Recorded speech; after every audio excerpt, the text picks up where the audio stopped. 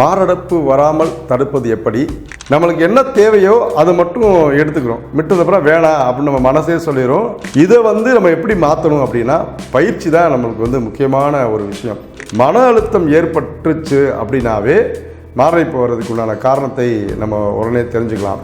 இருதயத்தை பலப்படுத்துவதற்கும் heart attack வராமல் இருக்கிறதுக்கும் 3 வழிகள் கண்டிப்பாக செஞ்சால் கண்டிப்பாக மாரடைப்புன்றது வராது. எழுதி வச்சுக்கோங்க. கண்டிப்பாக உங்களுக்கு மாரடைப்புன்றது வர்றதுக்கு 100% வாய்ப்பே கிடையாது. வணக்கம் நண்பர்களே, இன்று நாம் பார்க்க போவது மாரடைப்பு வராமல் தடுப்பது எப்படி, இருதயத்தை எப்படி பலப்படுத்துகிறது, இருதயத்தை எப்படி பலப்படுத்துகிறது. இந்த 2 டாப்பிக்கை இன்றைக்கி நம்ம பார்க்க போகிறோம். முதல்ல மாரடைப்பு வராமல் இருக்கிறதுக்கு என்ன பண்ணணும் அப்படின்னா, இருதயத்தை பலப்படுத்தணும். இருதயத்தை பலப்படுத்துறதுக்கு என்ன செய்யணும் அப்படின்னா, உணவு முறைகளும் சரி, இதை நம்ம பக்குவப்படுத்திக்கணும். இது ரெண்டுமே நம்மளுக்கு ஒரே ட்ராக். மாரடைப்பு வராமல் இருக்கணும். மாரடைப்புனா என்ன? Heart attack. ஹார்ட் அட்டாக் வராமல் இருக்கிறதுக்கு நம்ம என்ன பண்ணணும் அப்படின்னா, ஹிருதயத்தை நல்லா பலப்படுத்திக்கணும். ஹிருதயத்தை பலப்படுத்தணும் அப்படின்னா என்ன பண்ணணும்? 18 வயசில் உள்ள இருந்து 40 வயசு உள்ளவங்க வரைக்கும் கண்டிப்பாக சிறு சிறு உடல் பயிற்சிகள், உணவு கட்டுப்பாடு இது பூரா ரெகுலராக பண்ணிட்டு வந்தாங்கன்னா எழுதி வச்சுக்கோங்க, கண்டிப்பாக அவங்களுக்கு மாரடைப்புன்றது வர்றதுக்கு 100% வாய்ப்பே கிடையாது. இது நீங்கள் தைரியமாக எழுதி வச்சுக்கலாம். ஆனால் 18 வயசுலேருந்து 40 வயசு உள்ளவங்க எந்த விதமான உணவுகள் சாப்பிட்டாலும் சரி, அவங்களுக்கு லிக்கர் எடுத்துக்கிட்டாலும் சரி, கொழுப்பு பலகாரங்கள் நிறையா எடுத்துக்கிட்டாலும் சரி, இது பூரா உள்ளவங்க 18 வயசுலேருந்து 40 வயசு உள்ளவங்க கண்டிப்பாக எந்த பொருளும் சாப்பிட்டாலும் சரி, எது வேணாலும் அவங்க சாப்பிட்டுக்கட்டும், தப்பு இல்லை. ஆனால் இதுக்கு பயிற்சி முக்கியம். உடல் பயிற்சி மிக மிக மிக மிக முக்கியம். இதை பண்ண பண்ண பண்ண பண்ண பண்ண நம்ம உடம்பு என்ன ஆகும், ஒரு விதமான சமநிலைக்கு வந்துட்டு நம்மளுக்கு என்ன தேவையோ அதை மட்டும் எடுத்துக்கிறோம், மிட்டதுக்கப்புறம் வேணாம் அப்படின்னு நம்ம மனசே சொல்லிடும், நம்ம எடுத்துக்கிற மாட்டோம். இதை நீங்கள் கண்டிப்பாக நல்லா உணரலாம். வீட்டில் என்ன மாதிரி நல்லா சாப்பாடு செஞ்சுருப்பாங்க, ஆனால் நம்மளுக்கு மனசு போகுதுன்னு சொல்லும், ஆனால் வாய் கேட்கும். இது நிறைய பேருக்கு நடக்கும். நடக்க இல்லைன்னு சொல்ல முடியாது, நடக்கும், கண்டிப்பாக நடக்கும்.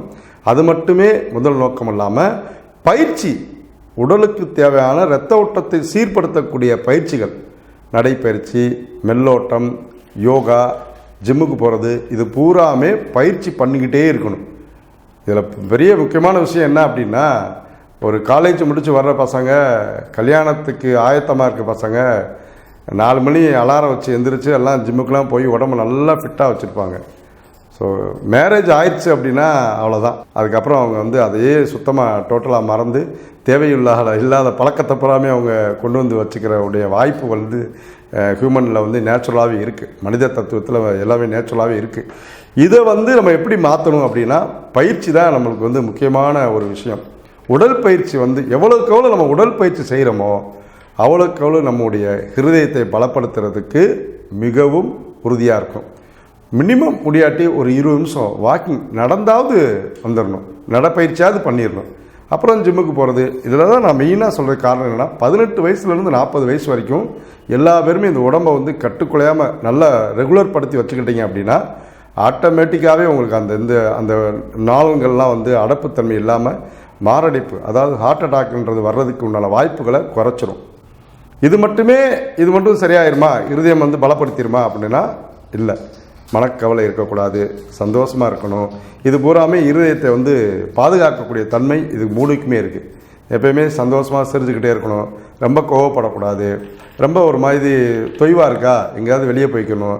இதெல்லாம் இந்த மாதிரி நம்ம உடம்பு நம்மளாக ரிலாக்ஸ் பண்ணி வச்சுக்கிட்டோம் அப்படின்னா ஹிருதயம் அதோடைய சந்தோஷத்தை தான் ரொம்ப ஏற்றுக்கணும். நம்ம போய் அதில் ரொம்ப எதையாவது சிந்தனைகளை போட்டு அதில் போட்டு பிரெயினில் வச்சு மைண்டில் வச்சு அதை பூராமே மனதிற்கு கொண்டு வரும்போது மன அழுத்தம் ஏற்பட்டுச்சு அப்படின்னாவே மாரடைப்பு வர்றதுக்கு உண்டான காரணத்தை நம்ம உடனே தெரிஞ்சுக்கலாம். யாருக்குமே கஷ்டம் இல்லாத மனிதர்கள் யாருமே கிடையாது.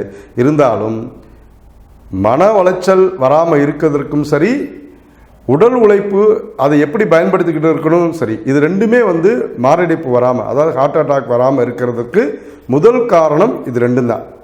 ஒன்று பயிற்சி. உணவு கட்டுப்பாடுன்றது வந்து 18 வயசு 40 வயசுக்கு அதான் வாலிப வயசு, அதில் சாப்பிட்ணும் எல்லாரும் நினைப்பாங்க. அந்த சாப்பிட்டுட்டா கூட அதுக்கு தகுந்த மாதிரி பயிற்சி பண்ணிக்கிட்டீங்க அப்படின்னா கண்டிப்பாக அது வந்து உங்களுக்கு மெயின்டைன் ஆகி கொண்டு போய்கிட்டே இருக்கும். அது வந்து ஹார்ட் அட்டாக் வர்றதுக்கு உண்டான வாய்ப்பை ரொம்ப கம்மியாக குறைச்சிடும்.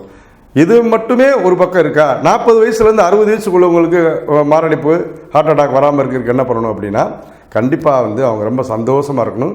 அவங்க கண்டிப்பாக உணவு கட்டுப்பாடு, பொரிச்ச ஐட்டம், எண்ணெயில் பொரிச்ச ஐட்டம் இதைப்புறம் வந்து கண்டிப்பாக வந்து அவங்க அவாய்ட் பண்ணியே ஆகணும். ஏன்னா நம்ம சொல்கிறதே வந்து 18 40 வயசுக்கு நல்லா சாப்பிடுங்க அப்படின்னு சொல்லிடுறோம். ஆனால் பயிற்சி பண்ண சொல்கிறோம். அதே மாதிரி 40 வயசுலேருந்து 60 வயசு 70 வயசுக்கு மேலே உள்ளவங்க, 60 வயசு தான் லிமிட்டட், அந்த 60 வயசு உள்ளவங்க உணவு கட்டுப்பாடை கொஞ்சம் கொஞ்சமாக 40லேருந்து 50 வரைக்கும் ஒரு உணவு கட்டுப்பாடு கொண்டு வந்துடணும்.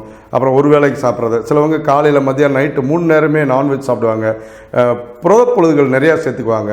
இதெல்லாம் வந்து கொஞ்சம் கொஞ்சமாக 40 வயசுக்கு மேலே கொஞ்சம் கொஞ்சமாக குறைச்சி நம்மளுக்கு என்ன தேவை இருக்குது அப்படின்றத கொண்டு வந்துட்டாங்க அப்படின்னாவே கொழுப்பு வந்து நம்ம உடம்புல சேர்றது வந்து ஆட்டோமேட்டிக்காகவே கொஞ்சம் குறைய ஆரம்பிச்சிடும். கொழுப்பு நம்ம உடம்புல எவ்வளோக்கு எவ்வளோ குறையுதோ அவ்வளோக்கு எவ்வளோ உபாதைகள் நம்மளுக்கு குறைஞ்சிடும். இதுக்கு என்ன, நம்ம உடம்புன்னு சொல்லக்கூடிய வயிற்று பகுதியில் உள்ள என்ஜின் நன்றாக வேலை பார்க்கணும், அருமையாக நல்லா வேலை பார்க்கணும். அந்த வேலை பார்க்குற தன்மையை வந்து நம்ம எப்படி எடுத்துக்கிறணும் அப்படின்றதுக்கு சில வழிமுறைகள் இருக்குது. எப்பயுமே எந்த உணவு எடுத்தாலும் நல்ல பல்கல்ல போட்டு நல்லா மெண்டு சாப்பிட்டு அதுக்கப்புறம் ஜீரண சக்தி ஆகக்கூடிய தன்மையை வந்து 40 வயதுக்கு மேலே உள்ளவங்க செஞ்சுட்டாங்க அப்படின்னா அவங்களுக்கு வந்து கொழுப்பு சத்து சேர்றதுக்கு கம்மியாயிரும். சிலவங்க வந்து 40 வயசுலேருந்து 60 வயசுக்குள்ளவங்க கொஞ்சம் நான்வெஜ் கொஞ்சம் விரும்பி சாப்பிடுவாங்க. அதெல்லாம் ஒரு வேளை எடுத்துக்கிட்டாங்க அப்படின்னா அவங்களாம் மாரடைப்பு வர்றது வந்து கம்மியாயிரும். இருந்தாலும் எந்த விஷயம் எது அவங்க செஞ்சாலும் என்ன தான் சாப்பிட்டாலும் பயிற்சின்றது ஒரு 20 நிமிடம்லேருந்து 30 நிமிடம் வரைக்கும் நடைப்பயிற்சியோ இல்லை அவங்க வந்து உடல் பயிற்சியோ ஏதாவது கண்டிப்பாக செஞ்சுக்கிட்டே இருக்கணும். செஞ்சுக்கிட்டே இருந்தால் தான் நம்ம உடம்புல உள்ள இரத்த நாளங்கள் வந்து நல்லா தடையில்லாமல் இருக்கும்போது தான் இந்த மாரடைப்பு, ஹார்ட் அட்டாக்னு சொல்லக்கூடிய மாரடைப்பு வராமல் இருக்கும். இதில் வந்து இது அப்படியே கொஞ்சம் திருப்பி பார்க்கணும் அப்படின்னா இருதயத்தை பலப்படுத்தணும் அப்படின்னா இருதயத்தை பலப்படுத்துறதுக்கு 3 வழிகள். உடல் ரீதியாக உள்ள வழிகள் என்ன அப்படின்னா, சந்தோஷமாக இருக்கணும், 2வது வந்து புகைப்பிடிக்கக்கூடாது, 3வது வந்து சரியான நேரத்தில் தூக்கம் இருக்கணும். இது 3 ரெகுலராக இருந்துச்சுன்னா இருதயம் வந்து ரொம்ப பாதுகாப்பாக சுத்தமாக இருக்கும். நீங்கள் வந்து கோயிலில் போய் இந்த சாம்பிராணி புகை போடுறாங்க நல்லா இருக்குது அப்படின்னு நினச்சி நம்ம பார்க்குறோம், அதுவும் கூட தப்பு தான். உடனே வெளியே வந்துடணும். எந்த ஒரு ஸ்மோக், எந்த ஒரு புகையும் வந்து நம்ம நுரையீரல் பகுதிக்கு போகாமல் பார்த்துக்கிறது ரொம்ப ரொம்ப நல்லது. அதுவும் நம்ம இருதயத்தை வந்து பலப்படுத்துறதுக்குண்டான வாய்ப்புகளை வந்து ரொம்ப அதிகப்படுத்தி கொடுக்கும். சிலவங்க சொல்லுவாங்க நம்ம சாம்பிராணி புகையில் போய் பார்க்குறோம்னு, அதுக்காண்டி ஆவி பிடிக்கிறது வேறு, அது ஸ்மோக் கிடையாது, அது வந்து நீராவி. நம்ம உள்ளே போகும்போது அது தண்ணி ஆகி நம்ம மூக்கு வழியும் கண் வழியும் வெளியே வந்துடும்.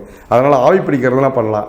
இந்த மாதிரி வந்து ஸ்மோக்குன்னு சொல்லக்கூடிய புகையை வந்து நம்ம நுகர்வதனால நம்ம நுரையீரலுக்கு போய் அதோடைய பாதிப்புகளை உருவாக்கி நம்மளுக்கு வந்து அதை வந்து அழுத்தத்தை ரொம்ப கொடுக்குது. இது வந்து உடல் உபாதைக்காண்டி உள்ளது.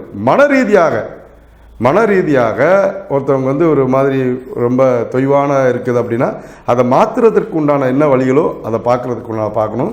மனசை எப்பயும் கொஞ்சம் ஃப்ரீயாக வச்சுக்கிட்டோம்னா இருதயத்துக்கு வந்து ரொம்ப பலமாக இருக்கும்.